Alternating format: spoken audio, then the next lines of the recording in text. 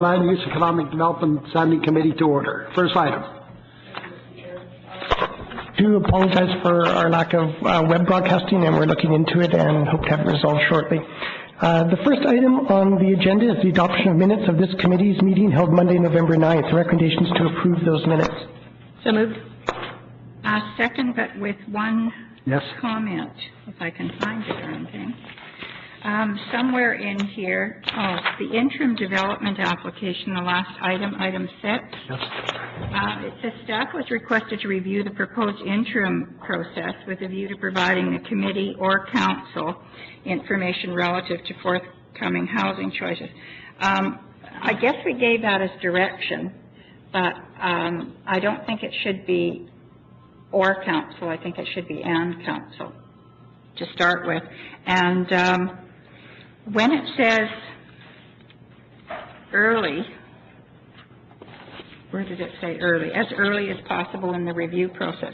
I hope it's real early, because I don't want to see people spending a lot of money doing any applications or spending a sou before it looks like it's something that council would want to have in the community. So that's understood. Thank you very much. Okay, with those minor changes, all those in favor? Opposed? Carried. Next item.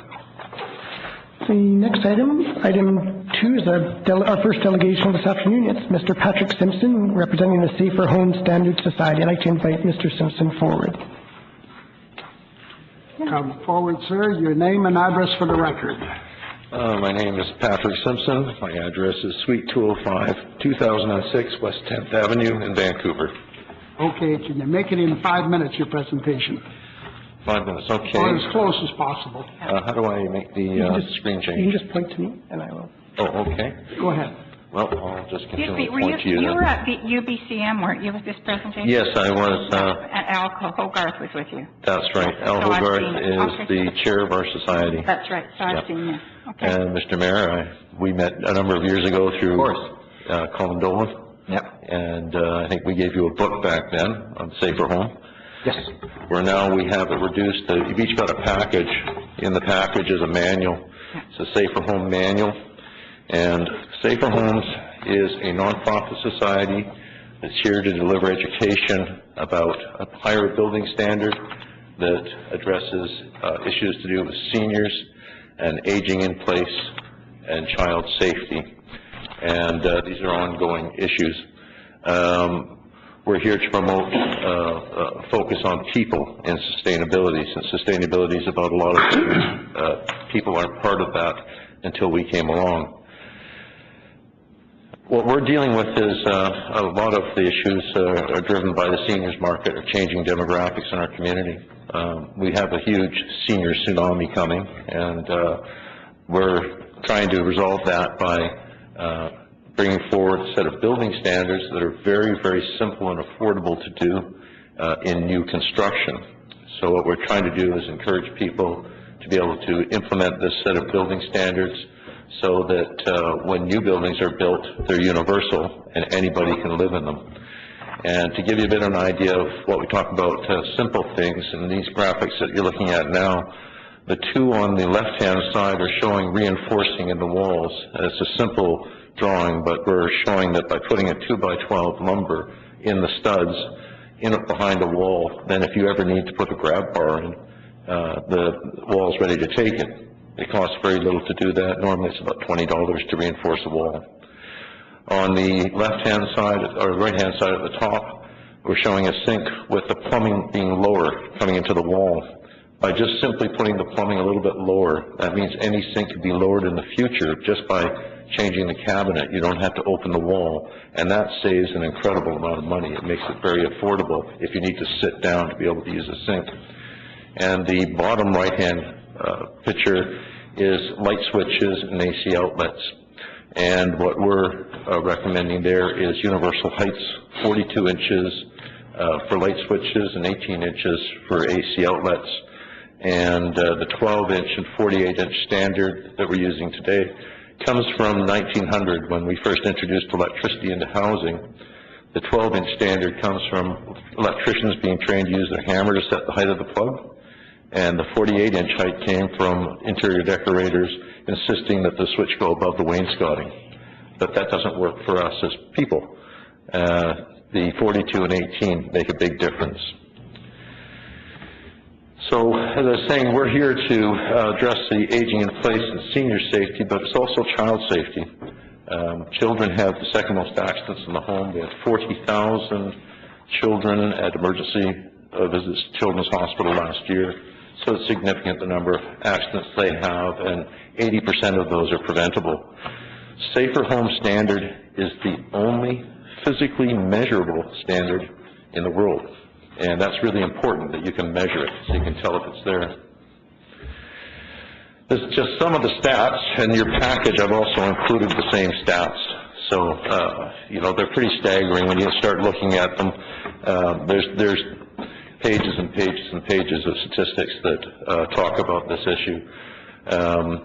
From the simple things about the aging demographic to the number of homes we need, to the fact we spent $50 million just parking people in a few of the hospitals in Vancouver last year because we couldn't get them out of the hospital into their home, to the $3 billion we spend on seniors hip replacement nationally. 30% of those people die within a year, to the reality that 11% of all ambulance calls are for falling accidents, which is a huge cost to us, and 90% of all accidents happen in the home. This set of standards goes a long ways towards resolving that type of an issue.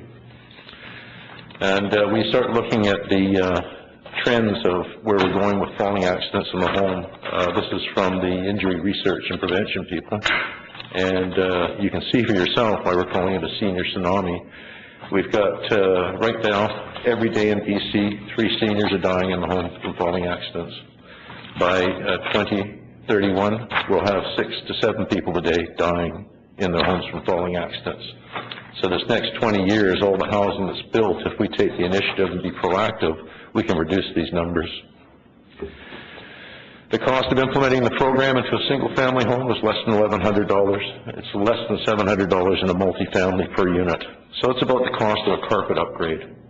But it makes the home totally universal for everybody. All of the 19 points are within existing building codes and bylaws, so it doesn't require the changing of bylaws. And it has a very positive effect on the home. Aside from the homes looking better, it really does meet the community need. We've been around for a while. We've been doing this quietly. It's just in the last couple of years that the Ministry of Housing funded us to come out and talk to you guys and make you aware of this. We have a number of homes out there. The first one on the list was Pulaski Village. That was done in Maple Ridge, and that was when Al Hogarth first got involved with us. And we have a couple of pictures. This is a P&E house from a couple of years ago. It was very successful. They went from having 2-hour lineups to 45-minute lineups because the flow of the house was so good when they implemented the program. We've also exported this. We have a project in Barbados that's using it. It's a nice, simple program. The developer took it with them down there. And the reason we're here today is to say that we are hoping to encourage the city to become a proactive member of our society. You can wait until the bylaws and standards change, which is 20 years of work, or you can bring this to the community right now and let people in your community build to this standard right now, today, and let the building codes catch up with what the community actually needs. With the number of people we're dealing with out there who need this type of information, we feel it's very important that the municipalities are able to address this when people come in with their plans for developments or single housing, that the planning department's able to say, you can do it the old way, or you can build it to a SAFERhome standard. So raising the awareness is very important. The best way we can do that is by getting you guys to be proactive in how we do that. And that's why we're asking you to become members, as an indication of your willingness to become proactive in seeing this program brought into your community. The rest of this presentation is, after this point, is just going to be the breakdown of the 19 points. But I can probably do that through answering questions. Our membership fees is $1,300 to become a member, $2,600 if you want to become a sponsor. That makes you more proactive in actually going out and taking this to more people. I do realize that when you're given a choice, you always have to take the lower number, so that's all right. We just want you to become members. So I'll open myself up to any questions you may have. Okay, thank you. Councilor Robertson. Thank you. Thank you for the presentation. I do have a couple of questions. I wanted to know if AIBC is the Architects Institute of BC. Are they? No, we haven't got them on board yet. Okay. One of our board members is a former member of the AIBC, and he's our ambassador to them. We think this is more a frontline issue, that the architects are really important to the process, but they work within the standards, and I think they're not getting the message so far. We haven't been able to deliver that message. Okay, so how are these 19 points different than the BC Building Code's accessibility guidelines? Well, I was part of that. Right. So I was very proactive in that, and the 5 points that they came out with are 4 of these points that we have, plus one I added to it, which was the distance the toilet is away from the wall, so you get past it and get to the shower. That just applies to adaptable housing labeled projects. If you come in with just a normal market project, you don't need to use those standards. So it's only for social housing that is being applied. Adaptable is by industry terms, is a disability term. And that seems to only apply to disabled projects or social projects by its nature. This is for main market housing. But a developer could choose to use that for main market housing too, if they so Oh, sure. chose, right? Yeah, you can. How do you know it's there? Would be one of the questions that you'd have if you went to adaptable. Right. How do you know it's there? And historically, we found that main market housing doesn't like using disabled terms in their housing. I had Rick Hansen sit in my kitchen for an hour telling me all the reasons why Rick Hansen wants to live in a normal house just like yours. And so every developer out there, I come from the development industry, when you put a disabled term to the developers, they back away from it. Every one of them has lost money when they use it. So accessible is seen as disability. That's how it's equated. Yeah. So my understanding of universal design is that that's a process-based exercise. It's not prescriptive, it's generative. And what you've got is a prescriptive model. Yes. But you're calling it universal design. Yes. And I just wonder if they're not the same.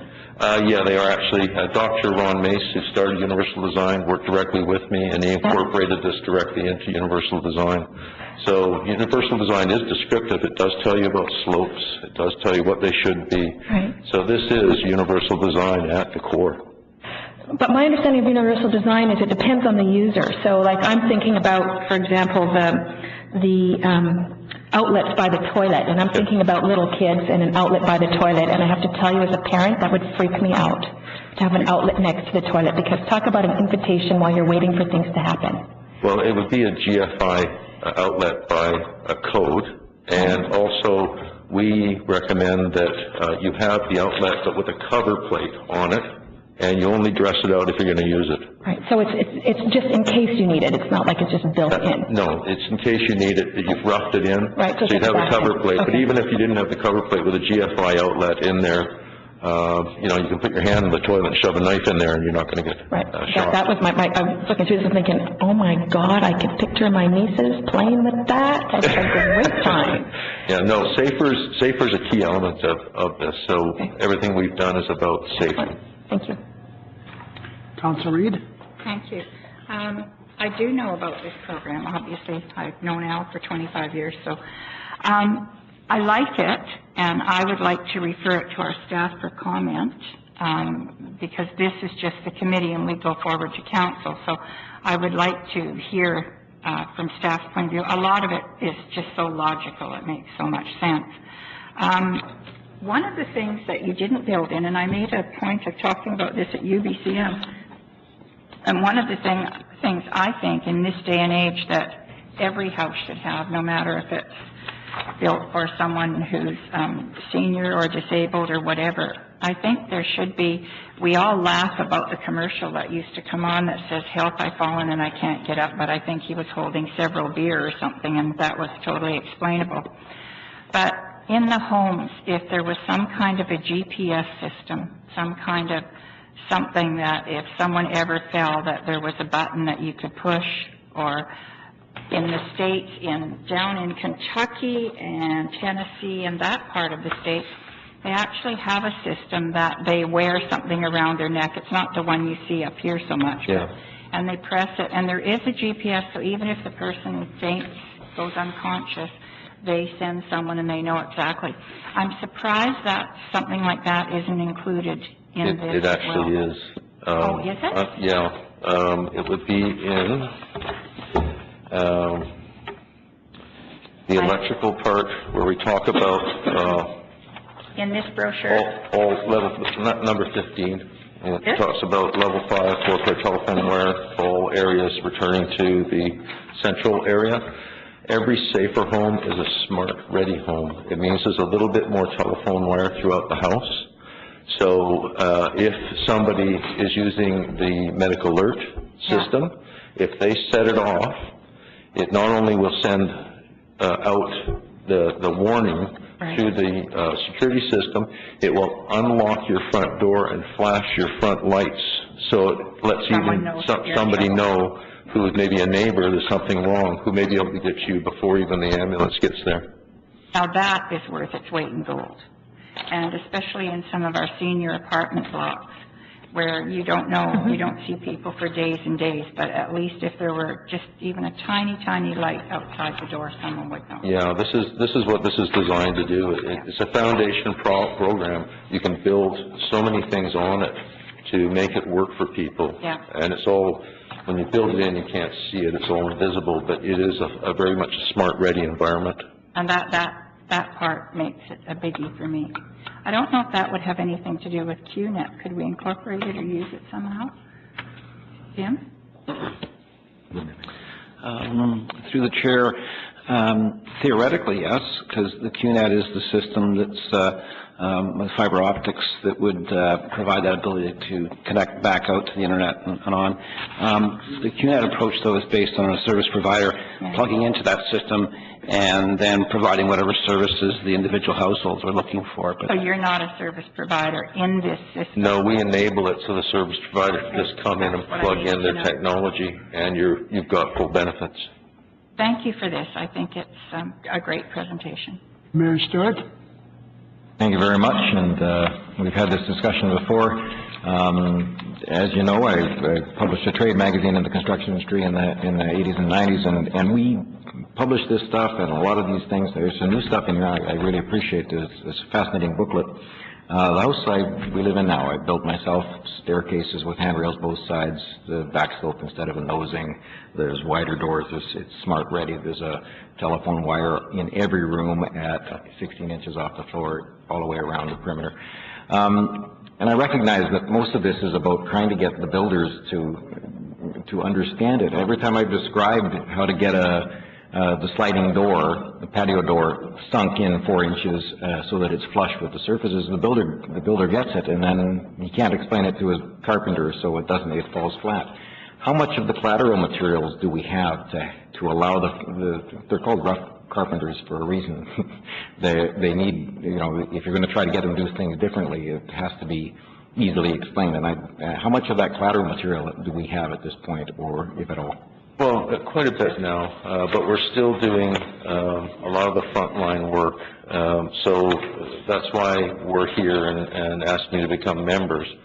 As members, then what we would do is provide you with the collateral material and the physical support as well, which would mean that sitting with builders and developers, I would come out, or somebody else in the society would be coming out and sitting down with the tradespeople, the builders, developers, and talking through these issues so that they understand what can be done.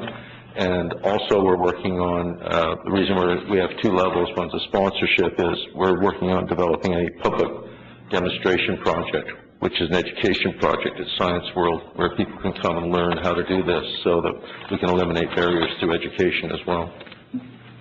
Okay. Well, I'd love to see our building department embrace this. The building department has done some elements related to the accessibility issues. The Disability Issues Advisory Committee asked them to put together some of the things that builders can do to make the really inexpensive ones, the almost free ones. Yep. And I think while we can't, of course, impose these things, the education that allows these almost free things to be adopted has to happen. And I want to close with a comment. I was in a car accident, and after that, I found the framing that we put behind the wall, and we have grab bars in several locations in my house and they were really easy to apply because we adopted your stuff when we built the thing, so thank you. Yeah, I think one of the things we're relatively, although, you know, we've known each other for a while, and you've known this program, we've evolved a bit. But until the developers realize that as developers, they can make more money if they build to the standard. Yeah. We'll see this being done with a very one-on-one basis. Once the developers realize this is about being sustainable in business, this is how you make more money as a developer, then I think we're going to see this start to pick up and be more of a trend. And it's going to take all of us to be proactive to get that to happen at this point. So. Council Thank you very much. No. Okay, I'd suggest that we receive this for information and also refer it to the planning department for comment. So moved. Yes, I'd like the planning department's comment, and I'd like the disabilities committee. Okay. I'd so like to maybe refer it to them too. to those two committees and a motion to receive. And with respect to page 12, if you had to put dresses on these two, it could have been Selena and I, Councillor Robinson. I've got the power tool. Okay, you all then. I've never seen Councillor Robinson in a carpentry sort of a setting. I'm surprised you. Mayor Stewart. In a dress. Okay, is the Thank you. committee in agreement for those two Yes. recommendations? Yep. Okay, all those in favor? Opposed? It's carried. Next item. Thank you. Thank you very much. Appreciate it. Thank you. The next item on the agenda is our second presentation. It's Mr. Rodney Dick, and it concerns an application for 1430 Pipeline Road. I'd like to invite Mr. Dick to come forward. Mr. Dick, your name and address for the record. My name is Rodney Dick, and my address is 25357 100th Avenue, Maple Ridge. Go ahead. My property, as you know, it's a residential property which was designated residential back in April 24th, 1959. I want to regrade my property, the same between Blackwater and Hawthorne, which was regraded, and I have to regrade my property similar to that piece of property to meet the requirements of the building code. And I cannot reduce the amount of excavation to meet the requirements if I do not excavate my property. I can't I'm not going to put a 60-foot high wall on my property. To put a 60-foot wall, I'd have to dig it out 60 feet, put the wall, and refill it all back in. There's no secret to my property. I have a plan here, which I put in 2003, was my original plan for 2003 for future development of pipeline to put a road, which my engineers approved. My engineers have had meetings in the city halls here 3 times. You asked me to bring my engineers back again. My engineers approve everything that I've done, that I'm going to do. So it's up to you people. I got 2 plans here, Plan A, Plan B. You approve one of the plans, I'll get my engineers to finalize it. But until you come up with what you accept on my property, you know, everybody else is allowed to regrade their property except for me. You know, that's it. So you're worried about the amount of excavation. Jason Cardone says you're going to start. You last time. Sarah Robinson, whatever your name is, you were concerned about the excavation. I already removed 700 truckloads off that property quite successfully in 2003. I was shut down. Now, I'm an insured contractor. To do that property is very simple. I got an engineer's report from Derek Ashford. With standard excavation practices, the job can be done. But I cannot reduce the amount of excavation that your staff keep on telling me to do. I cannot meet that requirement. And I refuse to put a 60-foot high wall in there to make a 20 by 20 lot out of 3.76 acres. That's anything else? Oh, I mean, there's a plan. I just want to regrade exactly what somebody else regraded on their property. I can meet the requirements with a 2-to-1 slope, and I meet your requirements under your building code of 33.2. I can build a house with a 2-to-1 slope, and your building bylaw accepts that, and I meet it. I'm perfectly flat ground. It might not be the 26 degrees, but I can build with a flat ground and with a 2-to-1 slope at the back of my property to meet those requirements. With no engineering required, according to your bylaw. I didn't make the bylaws, you people did. Okay, Councillor Reid? Well, I guess, Mr. Dick, we sympathize with you. You've been back here many times, but we keep coming back to the same thing, and it's public safety. This is a really different and difficult piece of property. And you have been asked, and I'll go over them again. These 3 things are what we want. Yes. An updated and precisely clear explanation of what you're doing. 2-to-1 slope. Prepared and endorsed by the appropriate professionals. Yes. Given the magnitude of this piece of land and all the things that have happened on it already, a professional valuation certification that it's safe and viable development, and certification by professional consultants endorsing the plan and that they will be responsible and involved for the duration of the project and will assume full responsible for the earthworks. And that's what we need to see. I have sent you the paperwork. My engineers are fully on board with this project. You haven't had anything updated since 2 or 3 years ago. The paperwork that I sent in was signed by an engineer. I sent a letter in that they approve everything that we have done to date. And when was that done? I sent it into Jim McIntyre. It's a letter from all my engineers. And Ron Beasley, I got a letter, recommendation, Ron Beasley, that I take you people to court. There's a letter that was sent to you people. I believe it's not what we're looking for. Well, I have a letter from Derek Ashford. It's a standard excavation practices back in 2004. You have letters from all my engineers back in 2003, 2004, 2005. There's a letter that I sent to Jim McIntyre from engineers. They're still on board with my project. Okay. I have to go take 15 feet off the top of my project. My engineers will come and take a look at it. But I cannot reduce the amount of excavations like you've asked me to do. Maybe that's the only way it's going to happen. What's that? I have to take 15 feet off the top. They can come and take a look at it. I'm not causing any problem. It's my property. I'm a resident. I'm an insured contractor. Well, there's no environmental issues on my property. Well, I disagree with that totally. Let me say. Hold on. We're going to have one speaker at a time. One speaker at a time. Mr. Dick, we've been after you. You've had something going in 2005. I want a letter dated 2009 or 2010, because it's coming in the next few weeks, that says that all of these certified professionals agree with your proposal, that they're standing behind it, that they're signing it, and they're taking full responsibility for it. There's a letter I sent to Jim McIntyre that my engineers accept my proposal. Yeah, but it didn't come from them. I want a letter from them. Do you accept this proposal there? I'll have it engineered 100%, that proposal right there. I'll have it signed. But first of all, I need to know what you accept. I cannot get nothing inspected or my people that pass it. You don't accept it. You never accepted this one with 2003 by Jakes Whitterford, 2003, dated 2003. You turned it down. I have a proposal for 2-to-1 slope, which I meet your building code. Until you approve something, my engineers can't look at anything. And that's the letter my engineers says. The day that the council approves it, we will come and finish it off. Until you approve something. I'm not asking you to go forward. Do you approve this concept? This concept here is the only one that would work to put 55 to 60 lots on pipeline. They're fixed pipeline road with no cost to the city hall. This is the only proposal which I proposed in 2003. In 2003, I talked to your staff. I reviewed it. They didn't. The only thing they told me I could not do in my property was put a septic field. I said I wasn't planning on putting a septic field. They're sanitary behind my property. And since that day, this is the proposal that I put forward in 2003. It hasn't changed. I put it at 2-to-1 slope. It's either this proposal or 2-to-1 slope. I build at the bottom.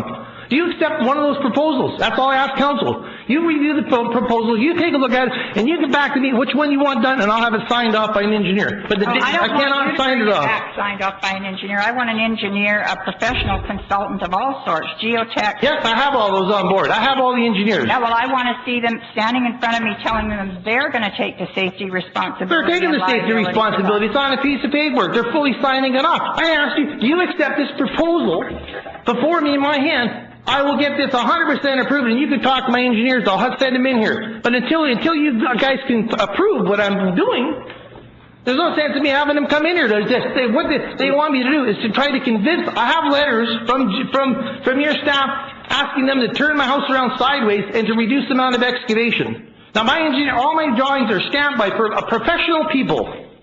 Everything I got, all the drawings I've handed you from 2003 till now are stamped by approvals, by professional people. Well, they're obviously not the documentation that we need. I think, Mr. Dick, that we have the same argument that we had about 2 months ago in these council chambers, and it's costing you money, it's holding you up. I think that what a comment I made 2 months ago is stand. I'll tell you what, I don't want to be an enemy of yours, or you screaming at me screaming at you. We're not gaining anything, sir. No, it's your staff is misdirecting you. Your staff, how we can resolve it with the staff and everybody. If you hire an engineer, you get your engineer Thurber to tell me. Let me finish, okay? If you hire an engineer, and instead of you making the presentation and the engineer making a presentation in your behalf, then we can ask him some professional questions. Ron Beasley was here. Hold on. I'd feel a lot more comfortable. But 2 months ago you were here. I said what I said. I'm saying it to you again. And look, I'm not here as an enemy of yours. This committee is not an enemy of yours. I know that you want your property developed. We'd love for you to the property be developed, but you've got a piece of paper that looks like it's drawn by yourself. No, these are certified drawings. Okay, all my drawings are. It looks like it's been drawn by yourself, sir. And to me, if you only listen to what I'm telling you, it would make your life a lot easier, make my life a lot easier, make everybody's life a lot easier. So I hope you get the drift of what I'm saying and take it on seriously, okay? Ron Beasley was in a committee meeting talking to you people.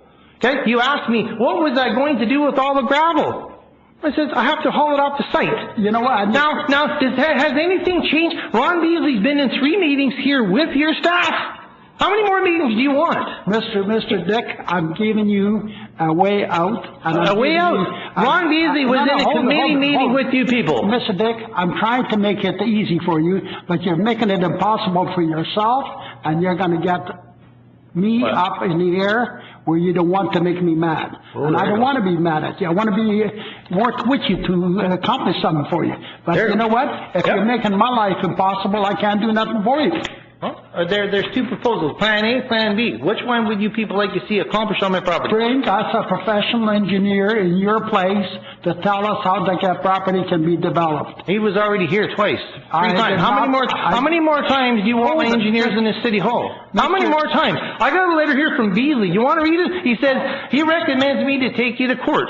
Mr. Dick, I'll ask you to take the advice. Thank you very much. That's the recommendation. Thank you very much. Next item. Like I said, Plan A or Plan B. Pick one of them.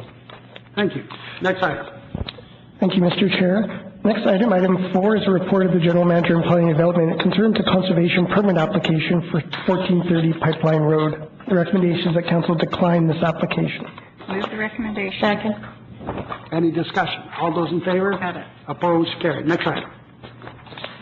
Next item, item 5, concerns an extension of the approval period for the 4th and final reading of zoning amendment bylaw number 3940 for an 18-unit townhouse development on Rochester Avenue. The recommendation is that Council extend this approval period. So moved. Second. All those in favor? Opposed? Carried. Next item. Next item also concerns an extension of the approval period for 4th and final reading. It relates to bylaw 3987 for mixed-use commercial residential development at 580, 584, and 590 Clarke Road. The recommendation is that Council extend this approval period. So moved. Second. Any discussion? All those in favor? Opposed? Carried. Next item. Next item, item 7, is an authorization for issuance of a development permit for a 4-story residential building in the Windsor Glen development at 1153 Kensal Place. The recommendation is that Council approve the signing and sealing of this development permit.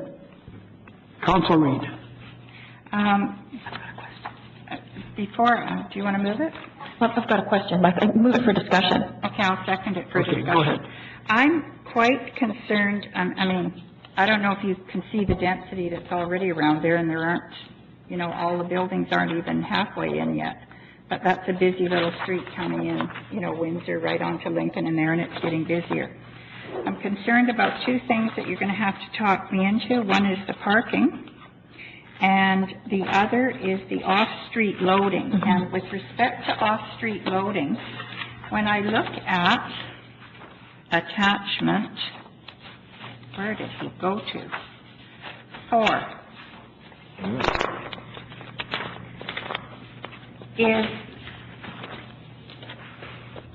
the units on each side of it. I guess what I'm getting at, is there a way that we can put one loading space in between these buildings somewhere so that we won't run into the same thing on the next development beside it? I'm trying to figure out a way to get loading spaces on site without having to go through it every time we bring an application in. We only want one, correct? That's for loading and unloading and moving trucks. Pardon? Moving trucks. Moving trucks, yeah. They're calling it in their jargon, I think, a loading space, or off-street loading is what they're calling it. Through the chair, Councillor, yes, that's correct. Staff, as you see that vehicular access point on the south side of the building there. Okay, just what, are you looking at 4? Correct. Okay, so in the front, There's a access ramp, access and egress from the site, and right adjacent you see a stall there. That's meant to accommodate the car share program car. In that general area there was some discussion regarding the off-street. I can't see which spot. Maybe you can put it up on the thing and we can all look at it so everyone isn't blank here what we're looking at. It's just that when we have a site here that's going to have many, many buildings, it just makes sense to me that instead of trying to deal with one loading space for every darn building, that we get some kind of a loading area that can be used for the multiple buildings. Mr. Councilor Reid, as Eric is pointing out at the end of the pen there is the vehicular access ramp, and right adjacent is a parking stall there. It's meant to be for a car share program car stall. That was the area on the site that was also considered for the off-street loading space. However, that location is not adjacent to the main pedestrian entrance, which is off of Kensal Place, where Eric is pointing out right now. Okay. So let's keep going around the back of the building there. On the side to my right, where the 14 ends, where the 4 ends, keep going to that end of the building. No. Way over. Way over. Yeah, right there. So go to the front of Kensal, and go to the front of this building, way down here. No, the other side, where the pen is. Okay, take the pen down. Now come down to the front of the building. Somewhere down in here, can we not, because it seems that we have some trees and a little something or other there, can we not make a driveway access in there that there could be some kind of a loading space that would work for the buildings that are obviously going to be built on the east? I'm assuming it's the east. Something that's going to be logical.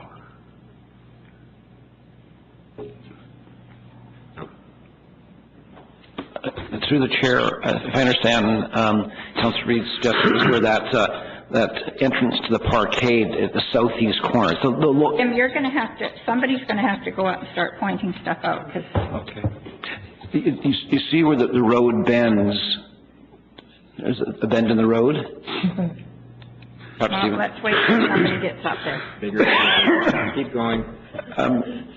Eric, I believe where you first had your pen down at the southeast corner.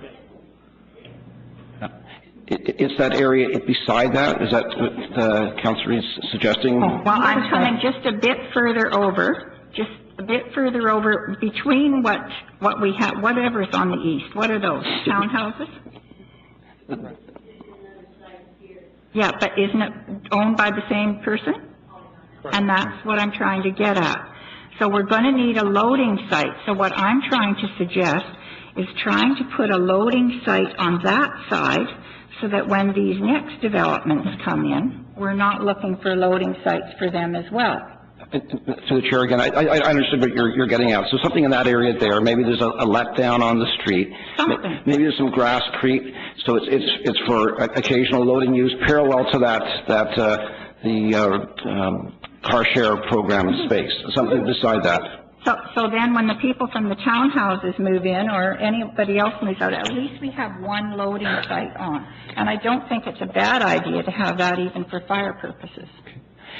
And that's a thought I had too. We have to check and see that because typically you need to have fire access to all sides of the building. So let us take that away. We'll discuss that with staff and also with the applicant and their designers and see what we can come back with. Well, Polygon are really, I mean, I think they're extraordinary builders, but I just think on this, in this particular site, and because we're dealing with one landowner, we might be able to come up with something that's going to satisfy both kinds of developments without going through this every time.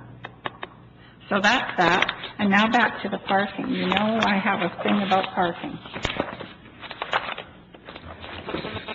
So,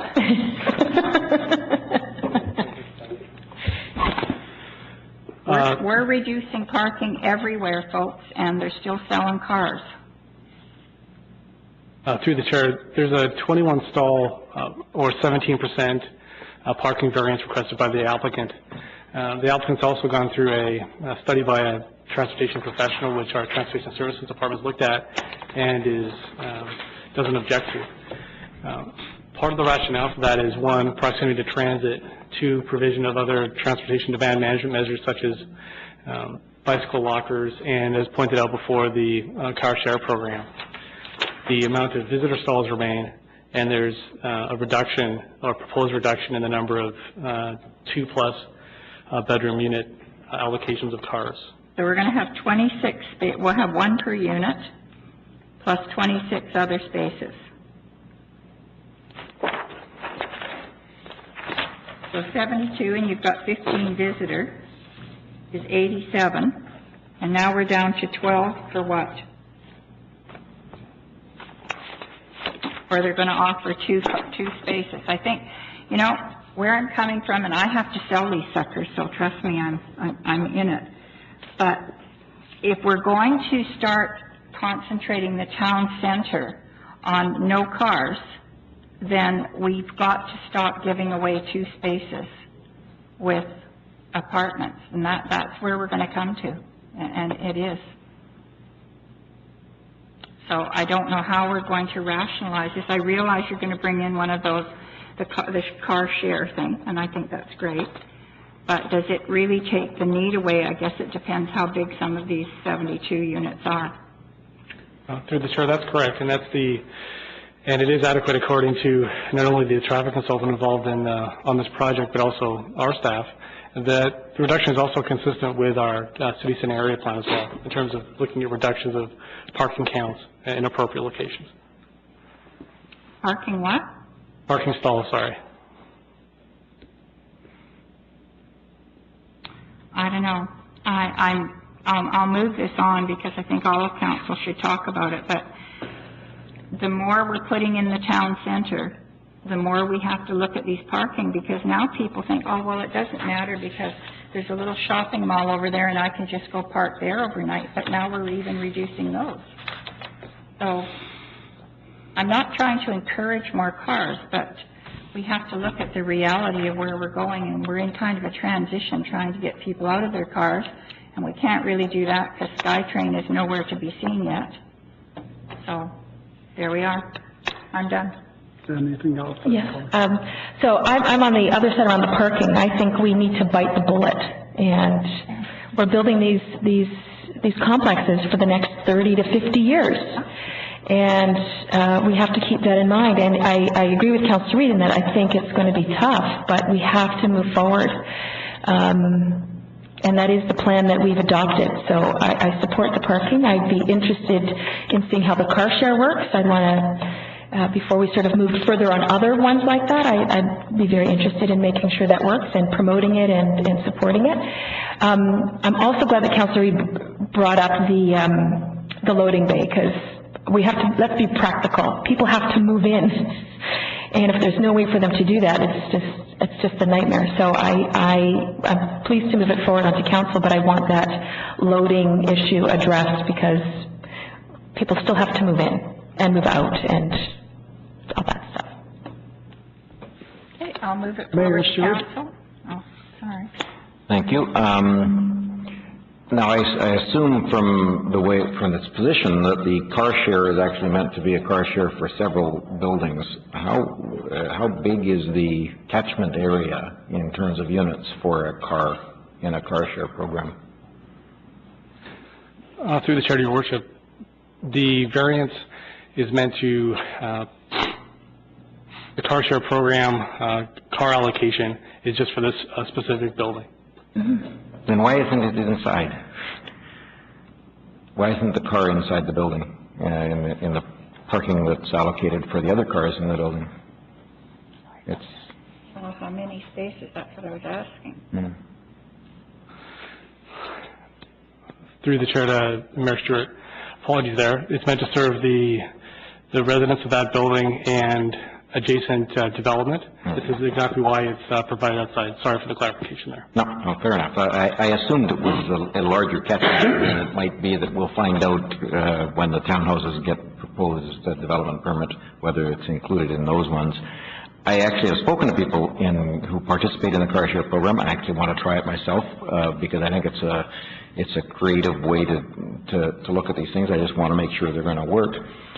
In the end, I agree with Councillor Robinson. I accept the trepidations expressed by Councillor Reid, but I agree that we need to be bold. We need to get beyond this. We need to make sure that we aren't building a bunch of parking. The great thing about this site is that the impacts will be internal to the site. There is no place for the people who buy into this place to become a problem for the adjacent commercial property because they don't have an adjacent commercial property. There is a park, but I hope they're not considering overwhelming the parking lot in the park if this becomes a problem. I suspect that the developer has an awful lot of incentive to make sure this works because we're so early in a multi-phased development. So I don't have as many concerns here as I might have over at the corner of Glen and Johnson.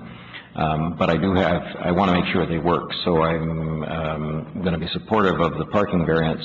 And I'm really glad that Councillor Reid, who has more experience with the issues of moving in and out of a project like this for new residents, brought that up related to how do you load this building with new occupants. So thank you.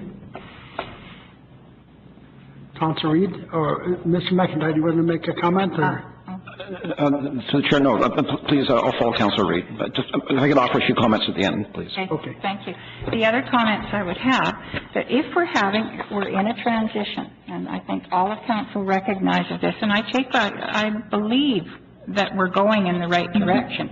It's just that we're in a painful period right now in trying to get people out of their cars, and so I guess when we start selling and building these to sell, we should say, you know, we're now in a position like Vancouver is, where we have a 72-unit building and 60 of them have parking spots and 12 are no parking.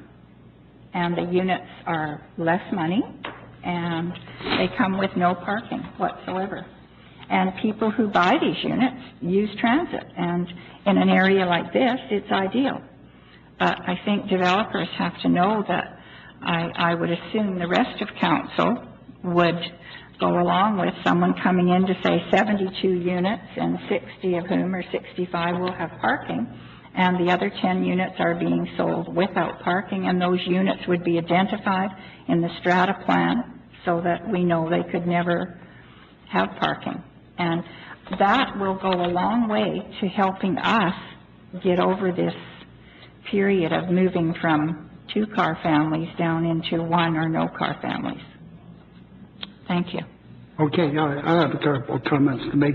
Is, you know, I'm one for against, you know, cutting parking spaces down. No two ways about it. The fact is that, you know what, this building, I know we're talking about transit coming into, the SkyTrain coming into Coquitlam. It'll be 2014. This building will be built and sold out by then. And if something happens that we don't get the funding, it's not going to get built. But even without that, the fact is that, you know, we're creating a monster here in Coquitlam as far as parking is concerned. We're cutting down. Go on to Leicester Street in Coquitlam, 500 block. Just by the Best Western, those high rises there. And I know I've talked to the engineering department, and I think I've talked to the planning department. We are now going to be holding meetings in that area, and many, many other things, because now cars are parked on both sides. If you want to drive through there, you can't get by. It's got to be a one-way street, because one car can only go through at a time. You can't pass each other. Now, because since the two high-rises got built, we cut down their parking. Now, you know, are we going to create this kind of monster all over Coquitlam? Is this what we want? The people are phoning me on a daily basis. They're screaming that, you know, they can't have the visitors even in their front yard because there's people parked. And we're, you know, not only that, Coquitlam is the city, the taxpayers in the city are providing their land for parking for people. On the street. And yet we're cutting down for somebody else. The parking, but we're going to build parking lots on a taxpayer's land to provide for parking. I don't know where we're going, but I'll tell you, I cannot support any cutting down of parking spaces at this time for no money in the world. I know it'd be nice if we could get all the people out of their cars. It'd be great. But, you know, wishing and the reality is two different things in this world. And that's what it's all about. Okay? Mayor Stewart.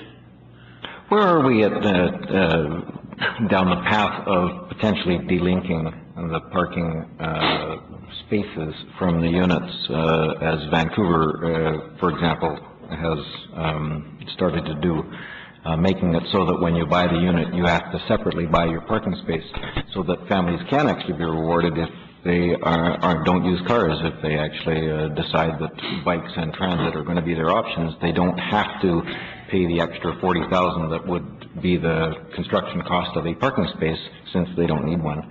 In the sale. In the initial sale. I can show you right now two buildings that I showed, both suites in the same building, virtually the same size, and one was $40,000 cheaper than the other. And they don't even own the parking, it's just leased, but it's the privilege of having it, and it's listed in the strata document. There you go. So where are we at? To the chair, that was going to be one of my comments, is that, as the committee is aware, staff are working on a parking review study for the city center, and there's lots of ideas and areas that we're looking into, and one of those is just that. This is the whole concept of what they refer to as unbundled parking. That's right. Mm-hmm. You build an apartment, 100 units, you got 100 parking stalls, but there's no direct connection. And they're trying this in Vancouver. I don't know what the results have been. That's the sort of information we want to get back. You know, how well is it working? Does it work in Vancouver, where you got you know, higher densities and the transit services that we don't yet enjoy out here? But that would be one of the aspects we're going to look into in the whole the parking study. Councillor Robinson. I'd really like to hear about that study, or if it's been done elsewhere in other cities. I think it would certainly, help this council to understand a little bit. I also want to point out to Councillor Secor that it's not 1950 anymore. We've moved into another century. And we're not, there's lots of families that don't have two cars, and people want to not have to be burdened and pay for those extra parking stalls that they don't want. So I think it's time to move forward, be forward-thinking, and sometimes what encourages people to let go of the car is to not have the place to park. And if I don't have the place to park, then maybe I can look at other things. So it's that's the tension, is if we keep making it really easy, and with the idea that maybe this is free parking, we know that there's no such thing as free parking, we pay for it somewhere, we need to be, I think, forward-thinking. And so I'm really pleased to see something like this, and I really hope that council supports it and moves it forward. Go ahead, Councillor. Just to clarify a few things. Many years ago, like 20 years ago, 25 years ago, when we were building our apartments in Coquitlam, the stratas, as they were stratified, the people buying the apartment would actually own the space. And then it came along to where some of them would rent the space. Some would own one and maybe rent the other. And then it got along so that most of the stratas kept ownership of the apartment, and that's where most of the newer ones are now. Mm-hmm. And in the actual strata document, it would say, for this building we'll use, we will create units 1 to 72. Units 3, 4, 9, and 14 have no parking abilities attached to the unit. That's so that if Richard and I come along to buy one, and he pays $50,000 or $60,000 less for the same suite I've got, but I have the right to park, and he doesn't. I can never at any time he can't buy my parking facility, that the suites stay the same. And there's a reason for that, because if you allow the transferability between them, you lose what the whole intent of the building. I can see you're nodding. You lose the whole intent of what it was. But it works. And I can tell you there's about 3 buildings on Burrard right now that work under this, and they work beautifully, but because they have the transit. And I will bring you some addresses if you like to show you what's going on. I actually have strata documents you can look at. And I understand where the committee is coming from, but the fact is that, we're trying to address Coquitlam to Vancouver. Big difference. Big difference. In transportation, big difference in a lot of things. And the fact is that, our parking ratio worked very, very well. And now we're cropping up with disasters. What does it tell you? We crop with disasters when the neighborhood is up in arms. They can't park in front of their homes and a few other things because we cut down parking in them. A couple of high-rises. I don't want to do that. I don't want to do this. So what if there's 1.5 stalls per unit and they're only using 1 stall? Well, I think parking is a must. So I'm not going to object to it going on more forward because I think all the council might discuss, but I'm not going to support it when it comes to council. We need to discuss it. Okay, I'll move it forward. Second. Very quickly, I wonder if, it might not be today, but what parking, if staff could give us an idea of the parking variances that were provided to the building that Councillor Sikora is referring to, so we can get some understanding and maybe do a drive-by. That'd be good. Thank you. Okay. Go ahead. Did you want to make a comment, Mr. McIntyre? No? Yes, thank you, Mr. Chair. And good discussion. And I think this points out just the different perspectives and the issues around parking. And parking is a dilemma. I think as pointed out, we're in transition, so we're in a little bit of a chicken and egg. Do we build the parking still based on behaviors and standards before we try to move towards something? And so I think that's a really good question. That's I'm going to be probing that with the engineering staff and the planning staff with this parking study. It's unfortunate in this instance here that the applicant isn't here, because that's the other party to all this is the developer, because they face costs and then they got to sell a product to clients that are being satisfied with their needs. Specific to the parking for this project, first, they are asking for a variance of 21 spaces. That is less than the 30% policy standard we had before for city center. It's a little bit out in the fringe of city center, but it's within that 30% range. Also, with 72 units and the amount of parking they're proposing, theoretically there's enough for 1 stall per unit, satisfying the visitor 15 space requirement, plus leaving 11 stalls over for whatever method they have for allocating or charging out for that. So there is, by the numbers, there's enough parking for at least 1 stall per unit. As well, and I'm thinking back to some of the earlier design and site planning we did for Kensal Walk. In the street system, it provides for on-street parking, and that was quite purposeful. Bit of a traffic calming thing to slow down vehicles moving within these local streets. It's their own neighborhood that they're creating, but it also provides for a little bit of overflow parking out in the street. And particularly if we can find other ways, better ways to accommodate loading, then we can have more of the street for on-street parking. So. Some really good comments, and we'll certainly bear that in mind as we get into that parking study. I got another idea. Councillor Robinson first, and then Councillor. I'm thinking back to conversations we had about a potential Lincoln station, and one of the criteria was having density. And I think if we're going to really move forward, then we really need to move forward. And the only way that we're going to get density to move this Lincoln station forward is we need to step in, and it feels like the deep end, I get it.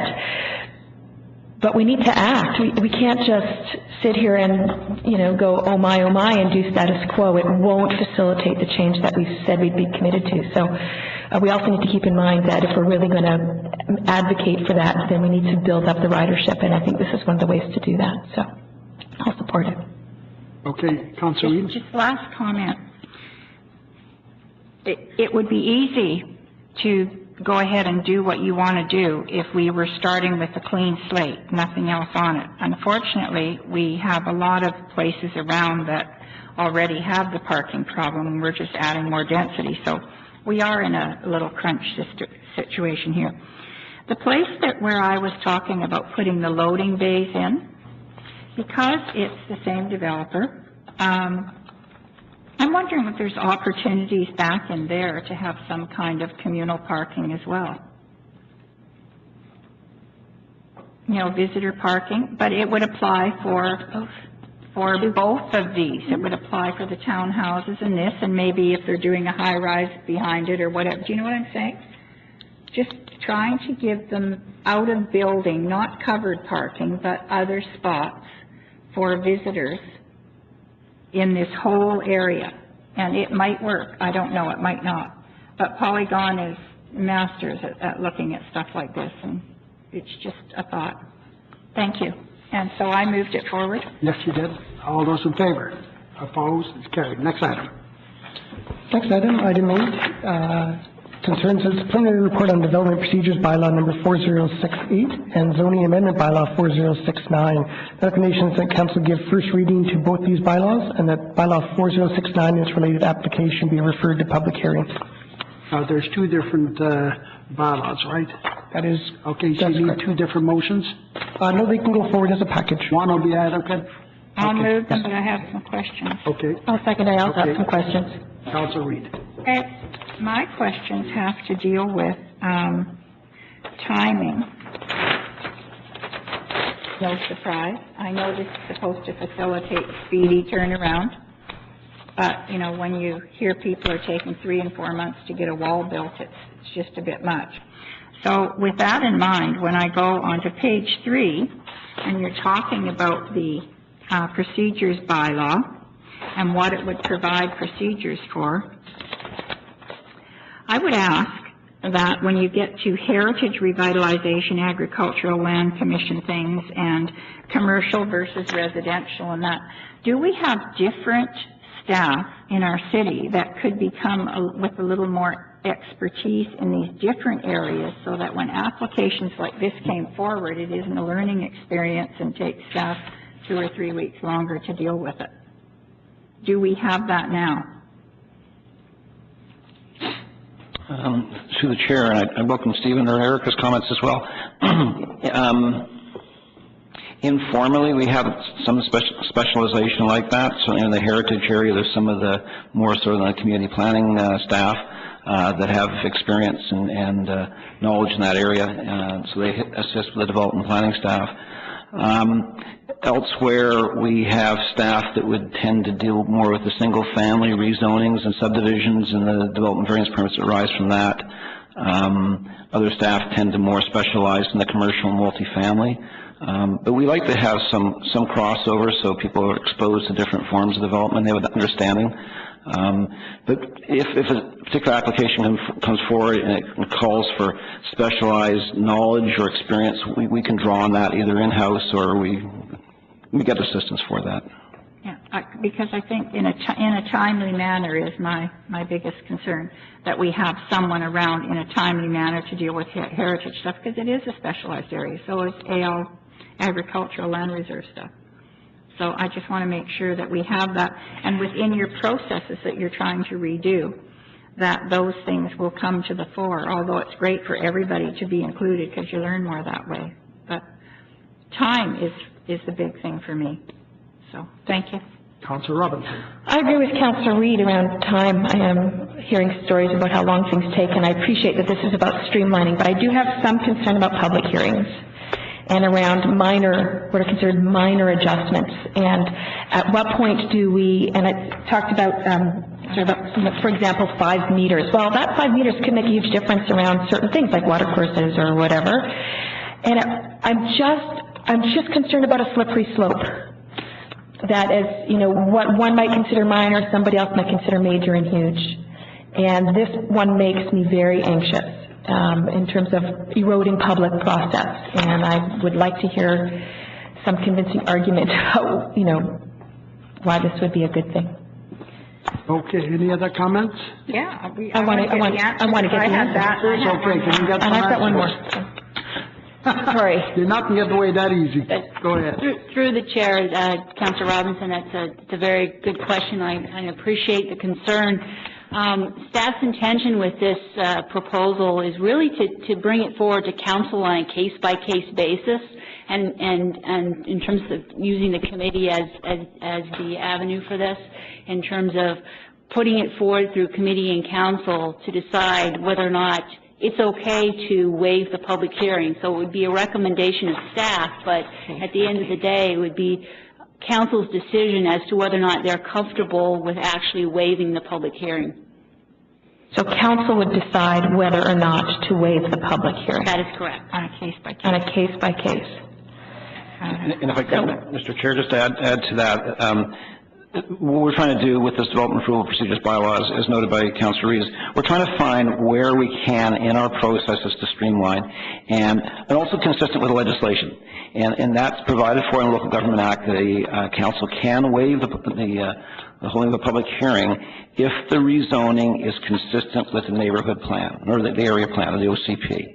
So that it gives that, at least that certainty to that plan, and if the zoning is consistent with that, then I guess the thinking is that a public hearing for that particular rezoning is kind of redundant because you've already gone through that land use process and consideration. So it's there in the Local Government Act for council to consider. So we just have built that, put that tool in our toolkit.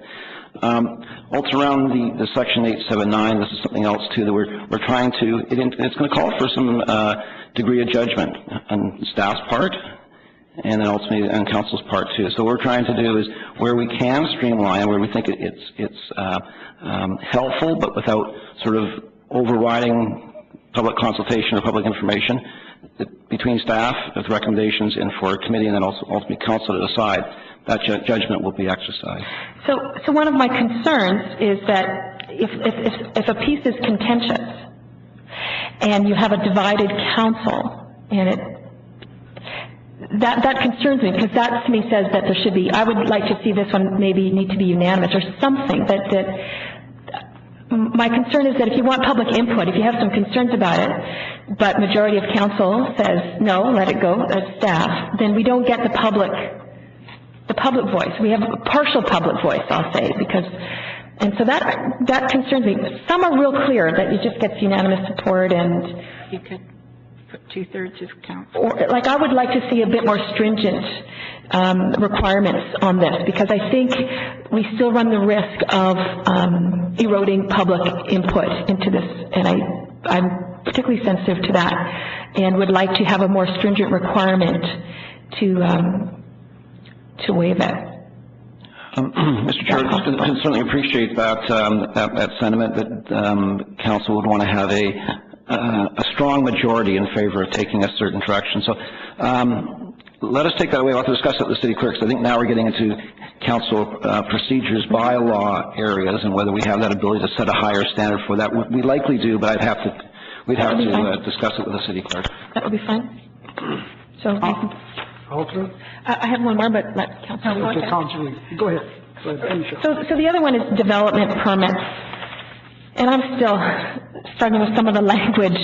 I'm not quite sure what that means, that whole paragraph. So if you could just can you just run it by me one more time? I know that I've had a little lesson, but I don't remember. Through the chair, which It talks about on page 4, development permits for development permit areas, and now having exemptions with construction value limits. And on the one end, we've got $25,000 in Maple Ridge, and on the other hand, 75 or 100,000 in Surrey. We're going to go for 50, and I'm thinking, so how do we decide that? If you could just give me a 3-minute explanation of what this is and how we got to 50, that would be great. certainly. Bring the dartboard.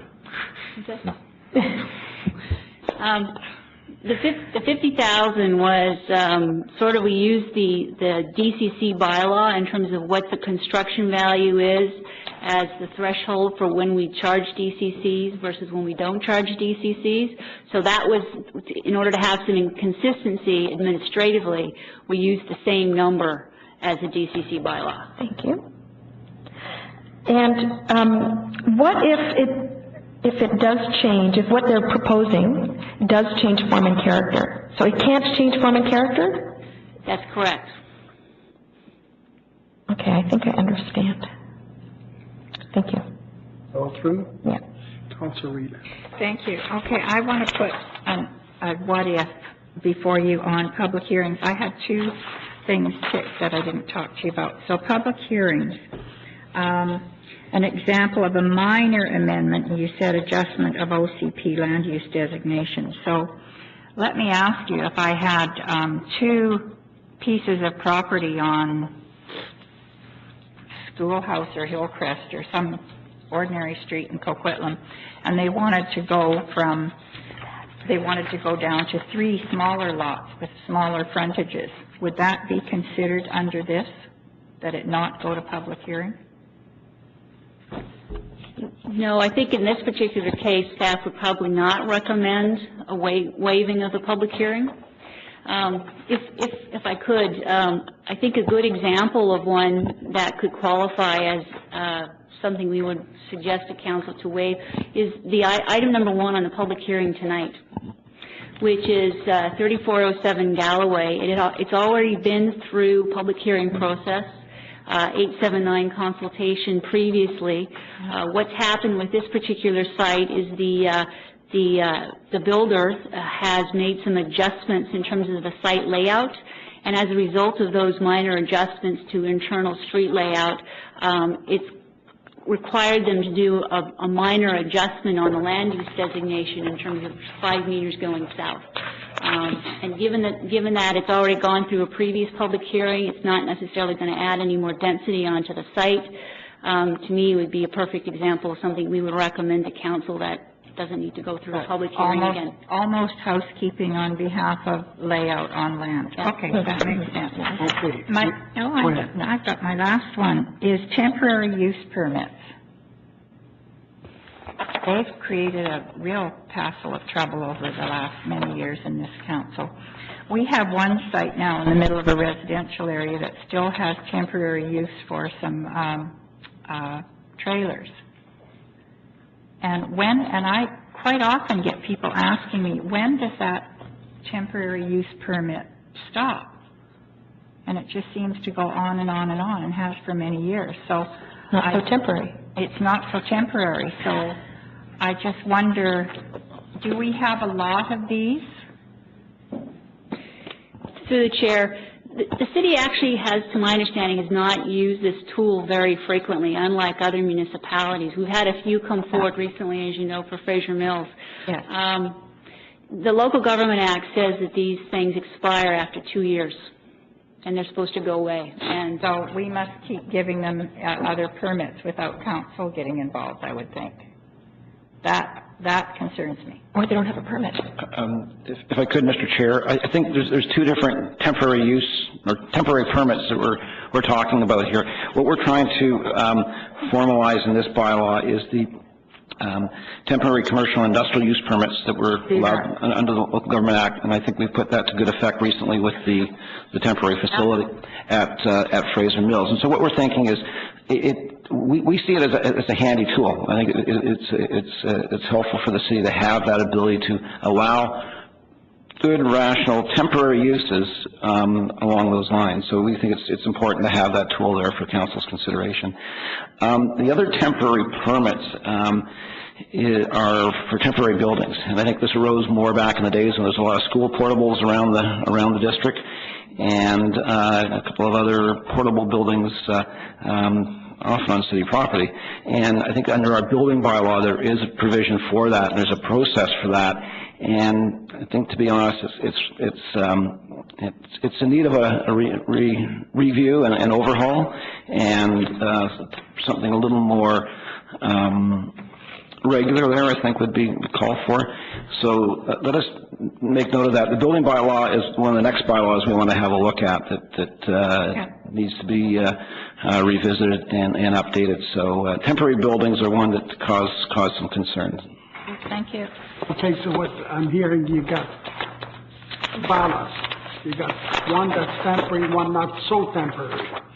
I think that we need to get a handle on this one, that if it's a temporary building, how much time? Is it a year, 6 months, 9 months? Something that the council members can think about, what they'd like to see in those temporary buildings, okay? How long is a temporary building? I don't know. So I think the council members got to get a handle on that. So if the planning department can look at that, I'd appreciate it, okay? All those in favor? Opposed? Carried. Next item. Next item, item 9 are the meeting notes of the Riverview Committee meeting held Wednesday, October 28th. Recommendations to receive those notes. So moved. Second. All those in favor? Opposed? Carried. Next item. Next item, the final item on the agenda concerns the minutes of the Tri-Cities Homelessness Task Group meeting held Friday, November 6th. The recommendations to receive those minutes. Move receipt. Second. All those in favor? Opposed? Carried. Is there anything else? We're If there's done. nothing else, we stand adjourned.